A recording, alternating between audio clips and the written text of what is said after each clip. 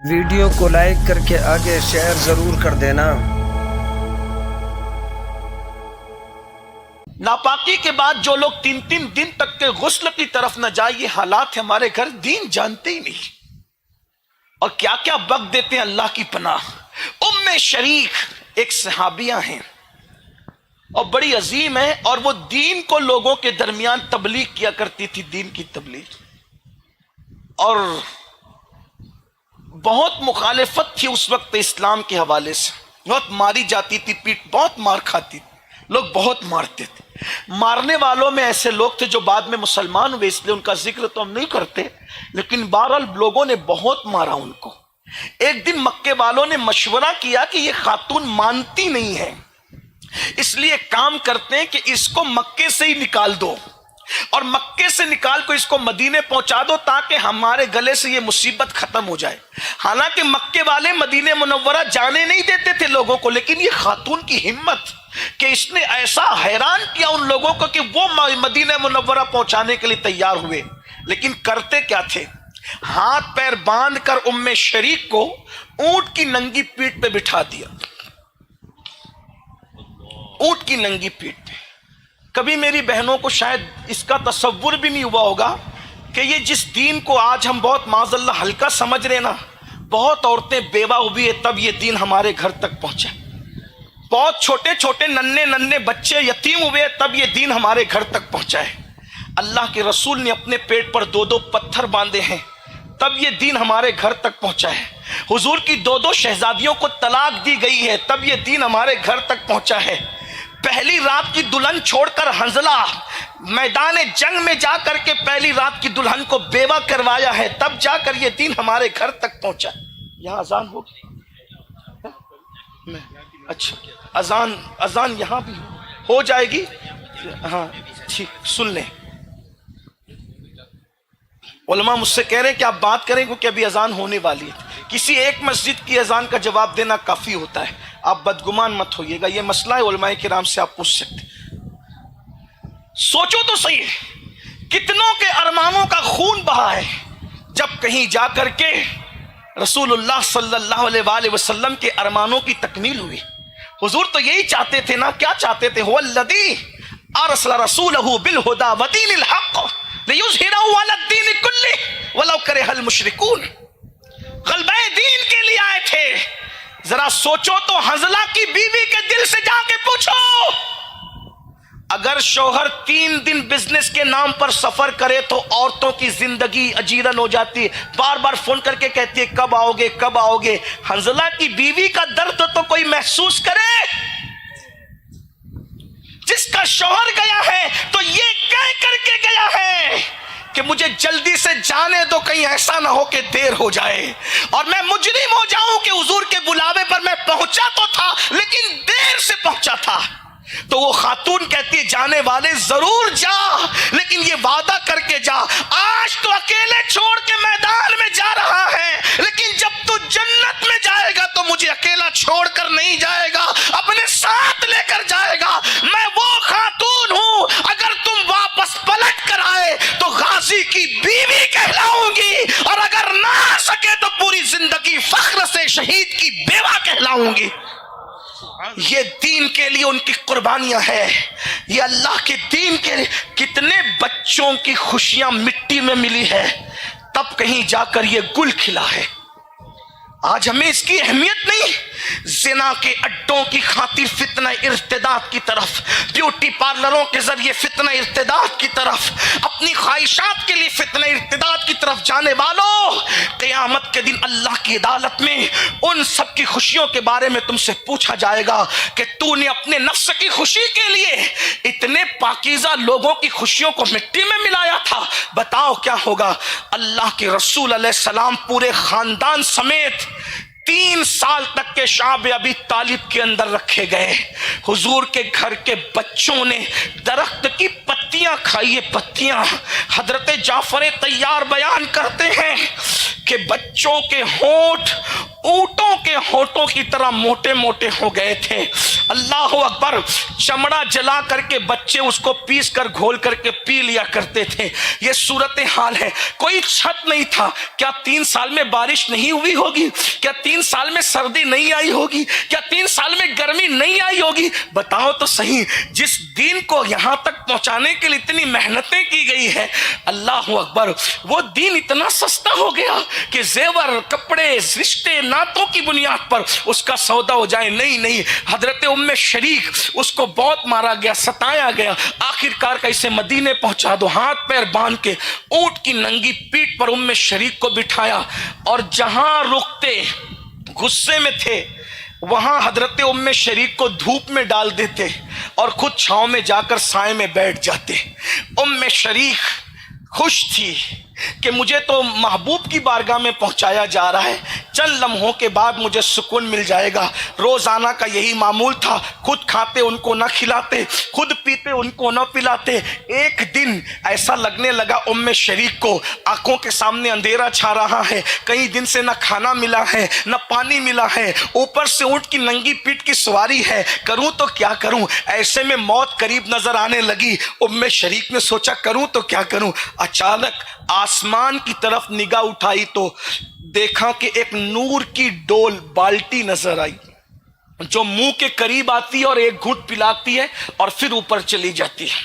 फिर मुंह के करीब आती है, घूंट पिलाती है, फिर ऊपर चली जाती है, फिर आती है, फिर चली जाती है, फिर आती है, फिर चली जाती है। ये कैफियत होती है। तो उम्मे शरीक बाद में ये होता है, वो चाहती है कि मैं सैर होके पीऊं।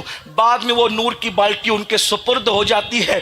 खुद पिया, सैर होकर पिया और उसके बाद फिर अपने बदन पे भी डाल लिया। जिस वक्त तो वो लोग जिन्होंने धूप में डाला था इस्लाम से दूर करने आए थे और कोशिश कर रहे थे, जब वो लोग आके देखा कि ये तो बिल्कुल सैर है, चेहरे पे तरावत है, चेहरे पर खुशी है, चेहरे पे मसरत है, कपड़े पानी में भीगे हैं, तो कहा क्या तू अपने आप को खोल करके हमारे मशकीजों से पानी पिया? आपने कहा नहीं वल्लाह। फिर सारी दास्तान बताई, उनको यकीन न आया। तो उसके बाद पता है उन्होंने अपने मशकीजे खोले और मशकीजे खोलने के बाद देखा जैसे मशकीजे उन्होंने भरे थे वैसे भरे के भरे मशकीजे हैं। तो उनको यकीन आ गया। और जो लोग दीन से दूर करने आए थे, उम्मे शरीक की इस्तिकामत को देखकर वो भी कलेमा पढ़ करके मुसलमान हो गए। अपना दीन इतना सच्चा दीन है, अल्लाह अकबर। हजरत आसिया की इस्तिकामत को कौन नहीं जानता। फिरौन की बीवी है। हजरत मूसा अलैहिस्सलाम का मोजज़ा देख करके जब फिरौन की बीवी मुसलमान होगी, मोमिना होगी, सोचो हजरत मूसा अलैहिस्सलाम का मोजज़ा देखकर वो मोमिना हो गई। फिरौन ने अपने गुर्गों से कहा कि मेरी बीवी तो रब्बे मूसा की इबादत करती है, मेरी इबादत नहीं करती। जाहिर सी बात है, शौहर को बीवी से ज्यादा कौन जान सकता है? शौहर को बीवी से ज्यादा कौन जान सकता है? अगर फिरौन का किरदार पढ़ने का वक्त होता तो मैं जरूर पढ़ता, लेकिन यहाँ वो टाइम नहीं। लेकिन इतना जरूर है, फिरौन की सारी गुंडागर्दी को हजरत आसिया जानती थी, उसके सारे करप्शन को जानती थी, उसकी सारी गंदगी को जानती थी। जाहिर सी बात है, लोग जल्दी से अपने शौहर को पीर नहीं बनाते हैं, तो आसिया खुदा कैसे मान लेती? अंदाजा तो फरमाए ना, ये बात है। अल्लाह अकबर। तो हजरत आसिया के बारे में कहा वो तो रब्बे मूसा की इबादत करती है, इसलिए उसको इस तरफ लाना होगा। हजरत आसिया को जमीन पे लिटा दिया। पहले तो बहुत समझाया, जब न मानी कहा कि रब तो वही है जो मूसा का रब है, रब तो वही है जो मूसा का रब है। और याद रखना, यहां एक बात और भी अर्ज कर दूं, जो निरी तौहीद बयान करने का दावा करते हैं कि अल्लाह को मानो, उसके सिवा किसी को न मानो, वो लोग कभी भी तौहीद के सही अलमबरदार नहीं हो सकते। इसलिए कि तौहीद को जब जब पहचानवाया गया तो अल्लाह के मकबूल बंदों के जरिए से पहचानवाया गया। इसलिए याद रखना, अल्लाह के बंदों का जिक्र शिर्क की तरफ नहीं ले जाता, बल्कि खुदा के बंदों का, मकबूल बंदों का जिक्र पुख्ता ईमान की तरफ ले जाता है। जब कोई ये कहे कि हजरत मूसा ने आसा मारा तो दरिया में रास्ते बन गए, तो यकीन इस तरह पुख्ता होता है, जब मूसा की ताकत का ये आलम है तो रब्बे मूसा की कुव्वत का आलम क्या होगा। जब کوئی یہ کہتا ہے کہ حضور نے اشارہ کر کے ٹکڑے کر دیا چھان کے، تو پتا چلتا ہے جب محبوب جسے ہم عبدہو کہتے ہیں، جب ان کی قوت کا یہ عالم ہے تو رب محمد کی قوت کا عالم کیا ہوگا؟ یہی خاص بات ہے۔ لیکن اللہ اکبر، آج کل لوگوں نے بڑا تنگ کیا ہے، لوگ عجیب عجیب توحید کے نام پہ باتیں کہتے ہیں صابر پاک نے خود کا جنازہ پڑھایا، کہہ دو گے تو شرک ہوگا۔ میں نے کہا نادان، شرک نہیں ہوگا، یقین پختہ ہوگا کہ جب بقائے صابر کا یہ عالم ہے تو رب صابر کی قیومیت کا عالم کیا ہوگا؟ یہ بات اصل میں بتانا ہوتا ہے۔ جب عبد القادر جیلانی ٹھوکر سے مردہ زندہ کر سکتا ہے تو قادر کی قوت کا عالم کیا ہوگا؟ یہ بات بتانا مقصود ہوتا ہے۔ لیکن بہرحال تو عرض یہ کر رہا تھا، حضرت آسیہ کو بہت ورگلایا، نہ مانی تو کہا اس کے ہاتھوں میں میکیں ٹھوک دی جائے، اور حضرت آسیہ کے ہاتھ اور پیر میں میکیں ٹھوک دی گئی، کھوٹیاں ٹھوک دی گئی، اور حضرت آسیہ وہ بے چین رہی۔ بلکہ حضرت آسیہ جب تک فرعون اور اس کے گنڈے وہاں کھڑے رہتے، حضرت آسیہ دھوپ میں رہتی، جب وہ چلے جاتے تو فرشتے ان کے سر پر سایہ کر دیا کرتے۔ یعنی جو لوگ دین پر ڈٹتے ہیں وہ رسوا نہیں ہوتے، خدا کی مدد ان کے ساتھ ہوتی ہے۔ کوئی دین پہ ڈٹ کے تو دیکھے، قرآن کہتا ہے ان الذین قالوا ربنا اللہ، بے شک جن لوگوں نے کہا ہمارا رب اللہ ہے، ثم استقاموا، اور اس پر ڈٹ گئے۔ دیکھو یہ وقت تو ڈٹنے کا ہے، ہٹنے کا نہیں ہے، ڈٹنے کا ہے۔ اور مومن کی شان ہے ہر دور ڈٹنے کا ہے۔ جس دن مومن ڈٹتا ہے اس دن زمانہ ہٹتا ہے۔ اگر سب کو ہٹانا ہے تو خود کو ڈٹانا پڑے گا۔ ثم استقاموا، ڈٹ جاؤ اللہ کے دین پر۔ ڈٹنے کا کیا مطلب ہے؟ ایک صحابی کہتے ہیں یہ کہا میرا رب اللہ ہے، اس پہ ڈٹ جاؤ، اب ادھر ادھر نہ دیکھو، بلکہ مصیبت دے تو بھی راضی اور راحت دے تو بھی راضی۔ بلکہ ہم نعمت اور مصیبت نہیں دیکھتے بلکہ دینے والے ہاتھ دیکھتے ہیں، ہے نا؟ یہ ہے وہ جو دے دے، بیماری دے تو حضرت ایوب کی طرح لے لیا کرو، اور شفا دے تو بھی ایوب کی طرح لے لیا کرو۔ ایک بات کہوں، جب بیماری دیتا ہے نا تو پھر خود خیریت بھی پوچھتا ہے، کوئی مومن تو بن کے دیکھے۔ حضرت ایوب سے کسی نے پوچھا تھا اتنے بیمار رہے، اتنے بیمار ہے، سب نے ساتھ چھوڑ دیا اور پھر آج اچھے ہو گئے، صحت مند ہو گئے، دونوں دور میں اچھا دور کون سا ہے؟ حضرت ایوب کہتے ہیں جب بیمار تھا تو مزے ہی کچھ اور تھے، اس کی تکلیف دینے کے انداز بھی جدا ہیں۔ تو کہا کون سا اچھا مزہ آتا تھا؟ کہا جب بیمار تھا کوئی دوست یار نہیں تھا، سب نے ساتھ چھوڑ دیا۔ تو پہلی بات یاد رکھنا بہنوں، جس دن سب ساتھ چھوڑتے ہیں اس دن رب کی مدد آتی ہے۔ جب تک سب کھڑے ہیں رب کی مدد کا تصور مت کرو، جس دن سب ساتھ چھوڑ دیتے۔ قرآن نہیں کہتا کہ لوگوں کو جھنجھوڑا گیا تو کہا متا نصر اللہ، کہاں ہے اللہ کی مدد؟ جب سارے ناطقے بند ہو گئے تو پھر آواز آئی نصر اللہ قریب، اللہ کی مدد قریب ہے، اور پھر مدد آئی، لوگوں نے دیکھا۔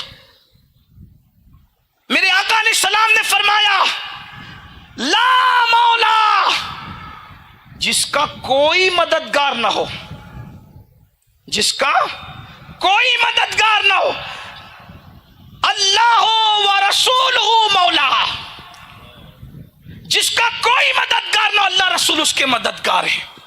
تو ایوب علیہ السلام کہتے ہیں جب بیمار تھا اور سب نے ساتھ چھوڑ دیا تھا، سوائے بی بی رحمت کے علاوہ کوئی ساتھ نہ تھا، تو روزانہ سرگوشی کی جاتی تھی اور مشیت پوچھتی تھی پیارے ایوب کیسے ہو؟ تو میں کہتا تھا الحمدللہ۔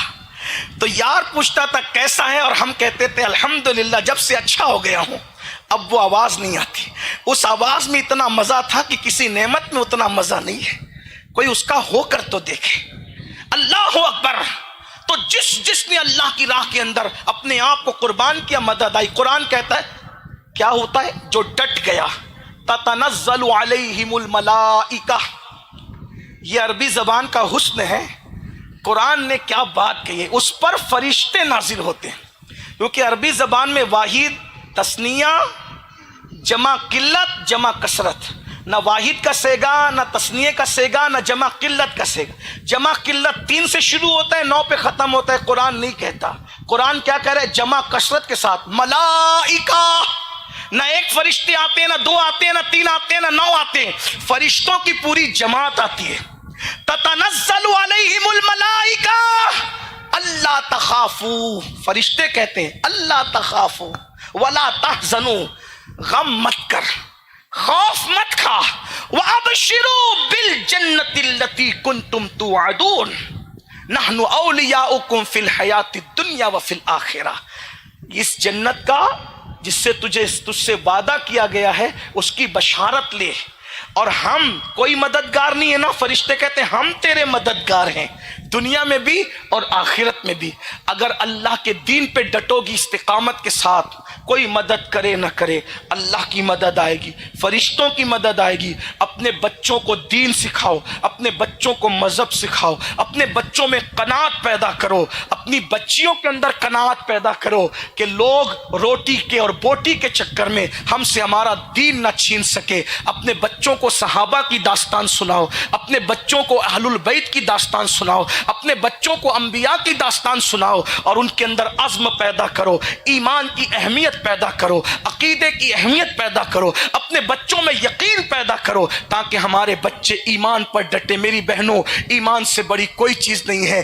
آخری جملہ کہتے ہوئے رخصت ہوتا ہوں. لوگ کہتے ہیں فلاں مقدر کا سکندر ہے، فلاں مقدر کا سکندر ہے. میں نے کہا سکندر کیا اور اس کی حیثیت کیا اور اس کی اوقات کیا؟ سکندر وہ ہے جس نے آدھی سے زیادہ دنیا فتح کیا، یہی سکندر ہے. میں نے کہا کیا حیثیت ہے اس کی؟ سکندر ہمارے مقدر پہ ناز کیا کرے. کہا وہ کیوں؟ میں نے کہا اس نے آدھی سے زیادہ دنیا فتح کی، پھر بھی مرا تو جنازے میں ہاتھ خالی لے کر گیا.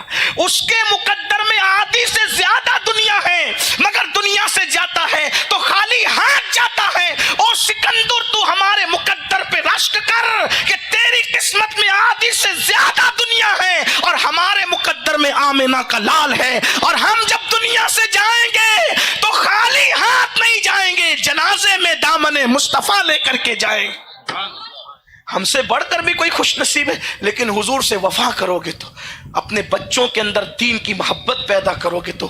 سنی دعوت اسلامی کا مقصد یہی ہے، دین پر استقامت سیکھیں، اپنے بچوں کو دین پر استقامت، خواہشات کو کچل دیں اور جذبہ پیدا کریں کہ دین کے لیے جو کچھ قربان کرنا پڑے گا قربان کر دیں گے. جو جان مانگو تو جان دیں گے، جو مال مانگو تو مال دیں گے، مگر نہ ہم سے یہ ہو سکے گا. نبی کا جاہو جلال دیں گے. انہیں جانا، انہیں مانا، نہ رکھا غیر سے کام. للہ الحمد، میں دنیا سے مسلمان گیا.